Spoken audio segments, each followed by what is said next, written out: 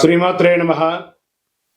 సద్గురు జ్యోతిష్యాలయం జూలై నెల రాశి ఫలితాలు కొన్ని అనివార్య కారణాల వల్ల ఒక 10 రోజులు లేటుగా నేను మీ ముందుకు వస్తున్నాను. జూలై 10వ తారీఖు నుండి మొదలు పెడితే జూలై 30 వరకు గ్రహాలన్నీ కూడా ఎలాంటి ఫలితాలు ఇవ్వబోతున్నాయి, ఈ 20 రోజుల్లో ఉద్యోగ, వ్యాపార, వ్యవహార, కుటుంబ అన్ని కూడా గోచార ప్రకారంగా ఎలా ఉన్నాయని చెప్పి మేము ముందుకు రాబోతున్నాను.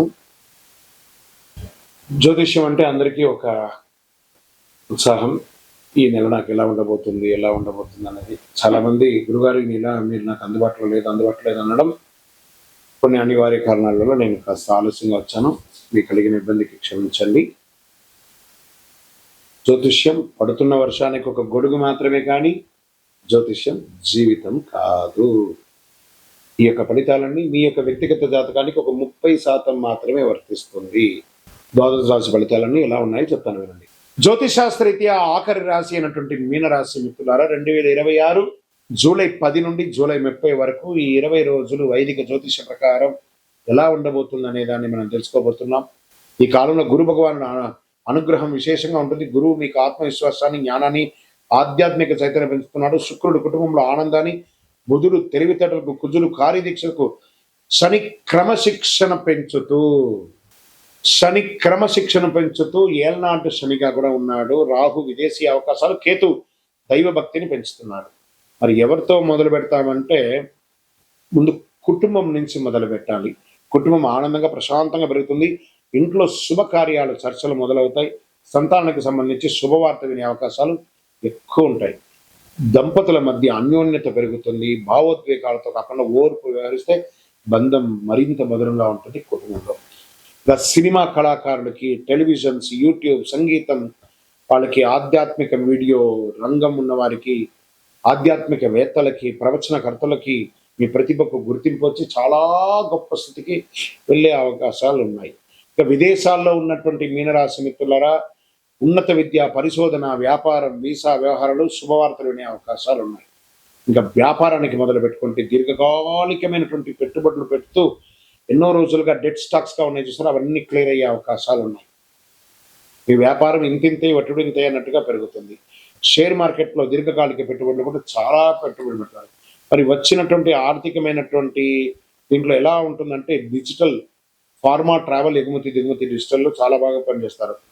కస్టమర్స్ మళ్ళీ రిపీట్ కస్టమర్స్ వచ్చే అవకాశాలు ఉన్నాయి. వచ్చినటువంటి పెట్టుబడిని భూమి మీద పెట్టుబడి పెట్టండి. లాంగ్ టర్మ్ గా పెట్టుబడి పెట్టేసి అలా వదిలేసేయండి, చాలా అద్భుతంగా ఉంటుంది. ఇంకా మెటల్స్ మీద కూడా పెట్టుబడి పెట్టండి. ఉద్యోగస్తులకు వచ్చేటప్పటికి పదోన్నతి, జీతం పెంపు లేదా కొత్త బాధ్యతలు లభించే అవకాశం ఉంటుంది.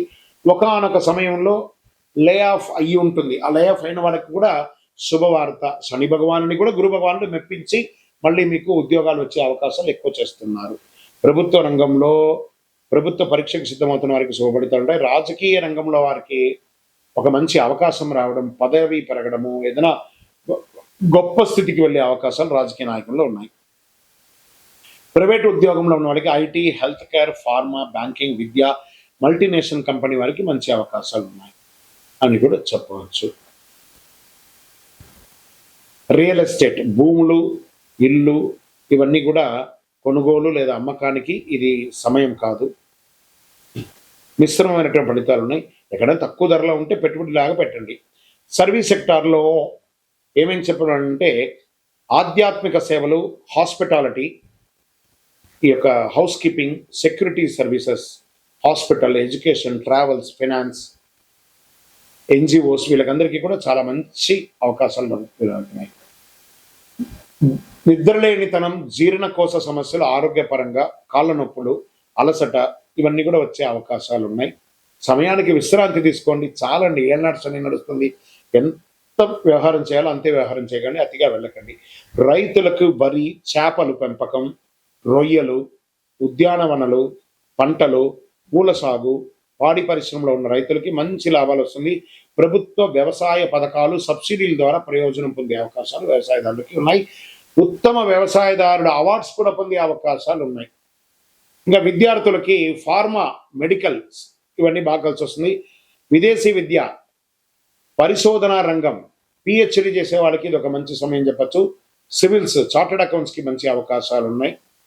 అదృష్ట దినాలు 12, 16, 20, 24, 29, 30. అదృష్ట సంఖ్య 3, 7, 9. అదృష్ట రంగులు పసుపు, లేత నీల రంగు, తెలుపు, అదే స్కై బ్లూ అంటారు కదా అది. అదృష్ట దిక్కు ఈశాన్యం కూడా చెప్పచ్చు. ప్రతి గురువారం వెంకటేశ్వర స్వామి లేదా దత్తాత్రేయ స్వామిని దర్శించండి. ఓం బృహస్పతే నమః అని చెప్పి 108 సార్లు పారాయణం చేయండి. విష్ణు సహస్రనామం పారాయణం చేయండి. శనగపప్పు, పసుపు వస్త్రాలు, పుస్తకాలు, విద్యార్థులకు విద్యా సామగ్రిలు అందించండి. ఆలయాల్లో అన్నదానం, గోశాల్లో పచ్చగడ్డి దానం వంటి గురుగ్రహ అనుగ్రహం మరింత పెరుగుతుంది. ఓవరాల్గా దైవ భక్తితో వివేకంతో వినియోగించుకుంటే ఈ కాలం మీ జీవితంలో గొప్ప విజయాలకి నాంది పరుగుతుంది. విజయవస్తు. మీరందరూ కూడా ఆయుర ఆరోగ్య ఐశ్వర్య క్షేమాలతో ఉండాలని అఖిలాండ కోటి బ్రహ్మాండ నాయకుడు ఆ అయ్యప్ప స్వామి 18 అవతారముల దేవాలయం జీవకోన తిరుపతిలో కీర్తిశేషులు బ్రహ్మశ్రీ డాక్టర్ చంద్రమౌళి గురుస్వామి గారి ఆశీస్సులతో మీరందరూ కూడా క్షేమంగా ఉండాలని మనస్ఫూర్తిగా ప్రార్థన చేస్తున్నాను. చంద్రమౌళి వెంకటేష్ శర్మ. వందే మాతరం, వందే మాతరం, వందే మాతరం.